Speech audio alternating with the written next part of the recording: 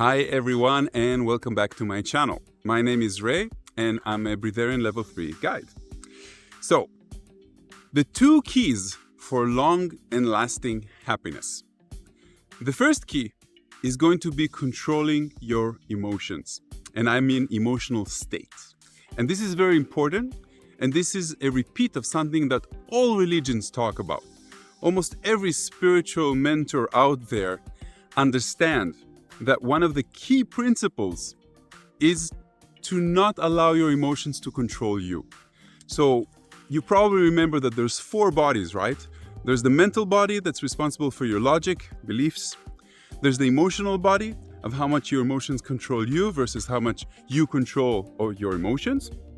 There's the spiritual body, which is how much you're connected to the inner child that is within you. And there's the physical body. Again, the physical body is quite easy to understand, even though most people don't usually treat it right.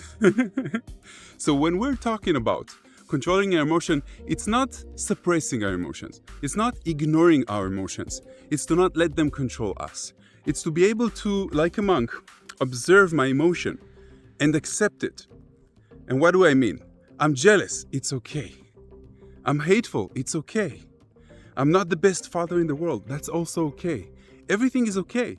It's all about progress. You're working on yourself and you understand that you're moving towards light, enlightenment, however it is that you want to call it. So ask yourself, which type of negative emotions do I usually suffer from? Am I the type of person that watches too much news? Am I the type of person that doesn't have the patience to be in a traffic jam and blames creation or the guy that had an accident a mile ahead of me? Ask yourself all these things and try to analyze where in your life you still have negative emotions and how much do they have an effect? Do they affect your relationships? Do they affect yourself? Do you wake up in the morning full of joy? And that's a really, really serious question. Because if you're honest and you ask yourself on a scale of 1 to 10, how happy am I right now? And you're saying a good 6, okay, where are the other 4 points? How can you get to those? What are you going to do about it? Are you going to stay stale or are you going to do something about it? So, like we said, that's the first point.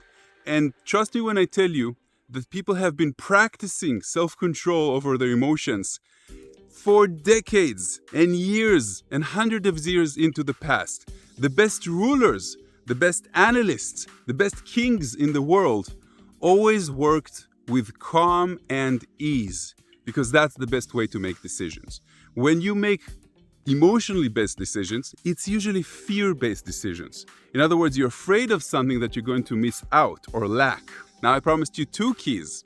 The second key is about acceptance and letting go, which stems from surrender. And what do I mean? A lot of people think that the concept of letting go means that you're giving something that you shouldn't. And a lot of people think that they're going to be happy when they have control over their life, so they know where they're going. That is a completely different subject. It's about realizing that there's a balance point between being surprised and doing things that are outside of your regular routine and the regular routine, which can be sometimes boring, you know? So when we're talking about surrender, we're actually talking about a higher understanding that God or creation, that there's something dictating our life. And all we have to do is be like a leaf in the wind. When we are a leaf in the wind, we accept reality as it is. It becomes more than just a sentence of, this is the way it is, I need to accept it. And when we let go, through that letting go, we gain the control that we thought we didn't have. Because how amazing it would be if we didn't need to complain, if we didn't need to judge, if we could just let go of our expectations. I mean, our expectations are what create the disappointment in ourselves, in the way that we are, with other people, with our country, with the way that things that we see on the news. So when you don't have that and you kind of like shift your perspective to understand that there is a higher plan or a higher power that designed your life, there's a reason for everything that happened to you until this moment. And the older you get and the more evolved you are, the more you see that reasoning. And then your mind which is the only trigger for disappointment in this life, the only thing that creates negative emotions is our beliefs about how we feel about certain things. So when we don't have that belief, when our monkey mind stops the chatter of going to the future, of what I want, and going to the past, of analyzing things that I haven't done in the right way, and we completely surrender and let go, suddenly we can be present.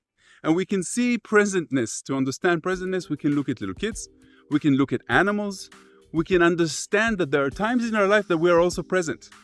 Not a lot of them, in a meditative state, in a state of bliss, when there's nothing worrying us, no financial issue. I don't know, every country has their own issue, you know. The Americans have the woke society, Israel has the politicians and the economy and the war, constant war of people trying to annihilate the Jewish people. You know, every country has their own shit. But we have our own little bubble that we can do whatever we want in. We can allow these news, we can allow things from the outside world to affect us, or we can just choose to be ourselves. We might be considered a little bit weird here and there, but that's okay. So when we're talking again about trust and letting go, we're not giving up on anything. Our ego thinks that we need to have control. We need to know how much money we're going to make this month. We need to know where our kids go to school. Our ego would have us believe that we need to know everything and we need to have control. But the opposite is the truth. I'll give you a very simple example. When you're trying to remember a word and it's sitting on the tip of your tongue, as they might say, but only when you let go of the expectation to remember that word, suddenly it comes back. Many times when we go to sleep not knowing something. There's something that's bothering us, and we wake up in the morning with an answer, a different answer than the one that our conscious mind would have thought about. And yet we got that answer. So what happened? We let go. We let go of wanting it, and it came by itself because our higher self, our consciousness, God, creation, angels, whatever you want to call it, they know that it's important for us. But we have to turn ourselves off. We have to turn off the ego that thinks that it knows everything in order to achieve it and receive it. Everything that will create a higher vibration in your life will help you get to this trust and let go. I can guarantee that if you're doing a 3-day water fast, you will get into that state of trusting and letting go, and you kind of like realize that life flows. And all you are is really just a leaf in the wind. Let the wind take you. There's a sentence in Hebrew. רצונך יעשה, לא רצוני, בי ודרכי. That means the will of creation will be done, not my own will, with me and through me. In other words, I am a vessel of God's creation. All I have to do is serve Him in the way that I feel He should be served. So for me, it will be creating a YouTube channel with information, writing books, giving seminars. For other people, it will be loving their kids, giving a hi and saying good morning to other people. Everyone has their own unique way of being in service.